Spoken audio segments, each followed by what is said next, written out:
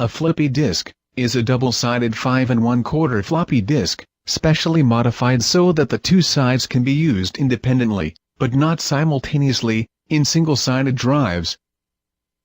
Use of floppy disks was most common during the 8-bit home computer era of the early to mid-1980s. Generally, there were two levels of modifications. The first level is for disk operating systems that did not use the index hole in the disk to mark the beginnings of tracks. The Flippy modification required only a new write enable notch to be cut.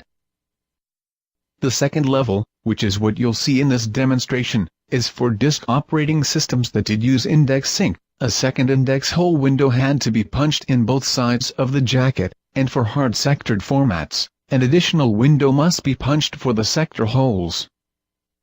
A number of floppy disk manufacturers produced ready-made Flippy media.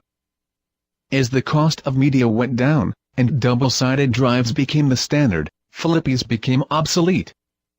In this demonstration, I will show you how to punch the write enable notch, and the sector holes. First, you'll need a defective floppy disk. Open the jacket by the top, take the disk out of there and put it away. We don't need it anymore. That empty jacket will be used as your template to mark the hole's location. Take the template you previously made with the defective floppy disk, and sit it, perfectly aligned, over the future floppy disk. Use a white pencil, and mark the write protect hole and the sector hole location. Turn the future floppy disk over, and mark the second sector hole location. Now, use the punch to make the 3 holes. Punch on each side for the sector holes by lifting the jacket up away from the disk. You can use your thumb to help you doing this task. Make sure you separate the disk enough so you don't scratch the disk surface. Try using a punch that has a round edge and something to collect the cut's waste. You don't want that to fall into the floppy disk.